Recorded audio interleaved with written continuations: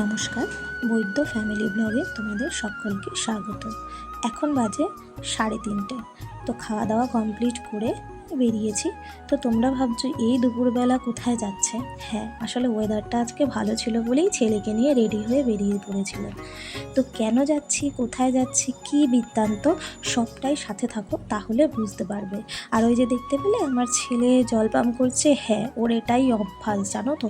যখনই আমি বা মা জল ভরতে যাব, তখনই পেছন থেকে গিয়ে বলবে, মা দাও, আমি জল ভরবো, আমি জল পান করবো। তো এটাই ওর অভ্যাস। আর এই যে সবুজ গাছপালাতে দেখলে পুরো এত ওয়েদারটা এত ভালো ছিল, ওই কারণেই আর কি বেরোলাম। তো রাস্তাটা দেখতে পেলে, এই যে এই রাস্তাটা, তো চলো তোমাদের সাথে এই রাস্তার গল্প একটু শেয়ার করি। এই রাস্তাটা আজ কতদিন ধরে জানো তো এইভাবে পড়েছিল, খুব অসুবিধে হয় এই রাস্তা দিয়ে যাতায়াত করতে। তো এতটাই মনটা আনন্দ লাগলো, রাস্তাটা দেখলাম দুদিকে আবার পুল বসানো হয়েছে রাস্তাটাকে বড় করার জন্য। একটা গাড়ি গেলে জানো তো আরও একটা গাড়ি আসতে পারে না, এইরকম একটা ব্যাপার। আর দু সাইডে যেহেতু পুকুর, খুব ভয় হয় আর কি, এই না পড়ে যাই। আর এই যে দেখো, যাওয়ার পথে দুটো বাছুরের সাথে দেখা হয়েছিল। তো আমার ছেলে বলছে, মা দেখো ওরা দুটো বন্ধু হয়। আমি বললাম, হ্যাঁ বন্ধু হয়, আসো ধরো। বলছে, না আমার ভয় লাগে। তো যাই হোক, এই দেখো ওয়েদারটা এত পরিমাণে মেঘ করেছিল, ওয়েদারটাও ভালো ছিল। তো তাড়াতাড়িও তো পৌঁছতে হবে। তো যাচ্ছি হচ্ছে বোনের বাড়িতে। হ্যাঁ, বোনের বাড়িতে, কেননা তোমাদেরকে তো আগের ভিডিওতে বলেইছিলাম যে আমার বোনের ছেলের জন্মদিন। তো সেই কারণেই আর কি এত তাড়াহুড়ো করে রেডি হয়ে বেরোনো। যেহেতু ওয়েদারটাও তো ভালো ছিল না, দেখতেই তো পাচ্ছ তোমরা, না একটু সূর্যের তাপ না কিছু, প্রচুর পরিমাণে মেঘ করেছিল। তো ভেবেছিলাম জানো তো যে একটু কলকাতা বাজারে যাব, তো যাওয়া হলো না। আর ওখান থেকে সামনেই একটা দোকান পেলাম বলে ওখান থেকে একটা গিফট নিয়ে নিলাম।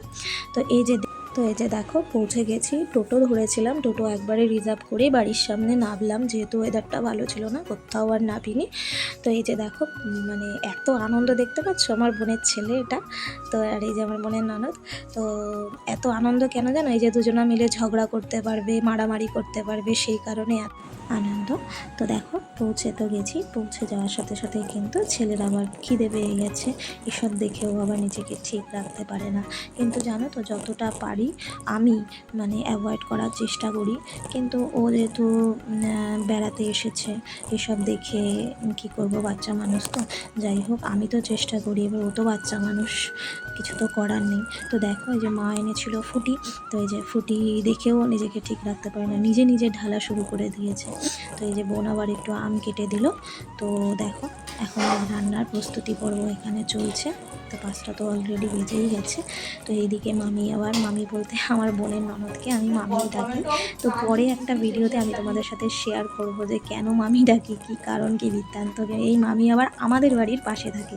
তো পুরো গল্পটাই একদিন অন্য ভিডিওতে শেয়ার করব।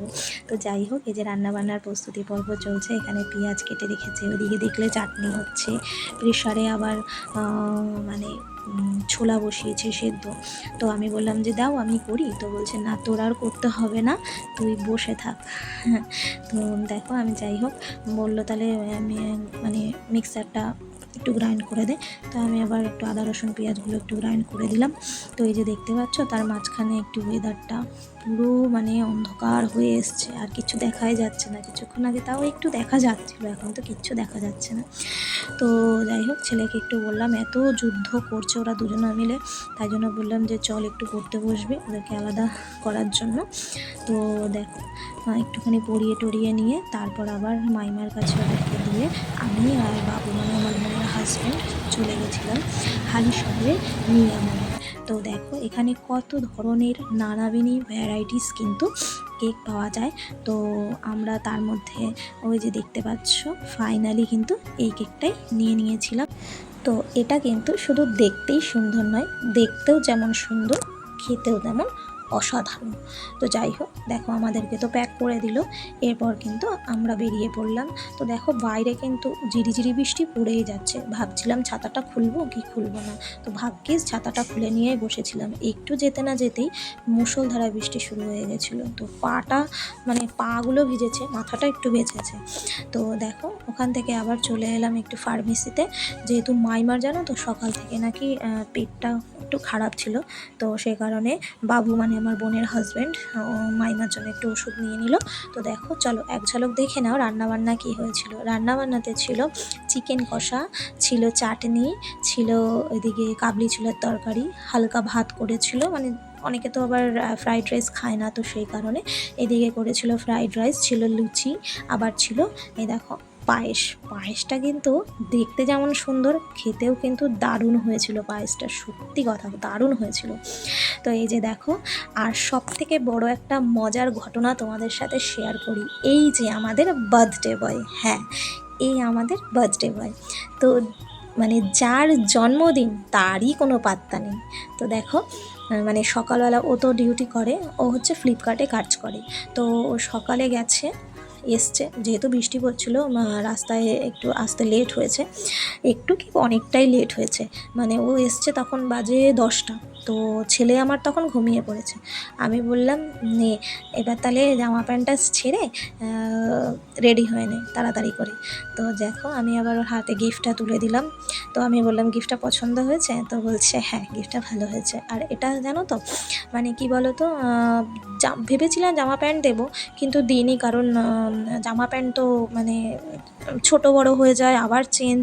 তো এটা দিলাম, কারণ এটা হলো তোমার টিফিন বক্স, এটাতে তোমার খাবার যেমন দেবে তেমনই থাকবে, গরম খাবার গরমই থাকবে 12 ঘন্টা, তো সেই কারণেই এটা দেওয়া। তো ওকে বললাম যে তোর পছন্দ হয়েছে? তো বলছে যে হ্যাঁ ওর সত্যি কথা খুব পছন্দ হয়েছে, যেহেতু মানে জিনিসটা গরম থাকবে, আর সত্যি দেখো দেখতেও যেমন সুন্দর, তেল ঝোল ডাল কিচ্ছু পড়বে না। আর এই যে দেখো এখন কিন্তু কেক কাটিং চলছে, এখন বাজে রাত 10:30। তো ছেলে আমার জানো তো ঘুমিয়ে পড়েছে। কেন ঘুমিয়ে পড়েছে বলো তো? অত দুপুরবেলা মানে খেয়ে দিয়ে বড়ি বেরিয়েছে, আর যেহেতু মিমি বাড়ি আসবে বলে এতটাই আনন্দ ছিল ওর মধ্যে যে খাওয়াটাও ঠিক করে খায়নি, মানে ওই ধরো 4 থেকে 5 গাল মতো খেয়েছিল, বলছে মা আমার পেট ভরে গেছে আমি আর খাবো না। তো সেই কারণে ঘুমিয়ে পড়েছে, তাড়াতাড়ি যেহেতু খিদে পেয়েছিল। আর এই যে আমাদের বার্থডে বয় দেখো, ওর মা আবার ওকে পায়েস দিতেই ভুলে গেছে, তো সেই নিয়ে একটু হাসাহাসি হচ্ছিল। তো চলো এই ছিল আমার আজকের ব্লগ ভিডিও। তো তোমাদের যদি ভালো লেগে থাকে অবশ্যই একটা লাইক কমেন্ট শেয়ার করে দিও।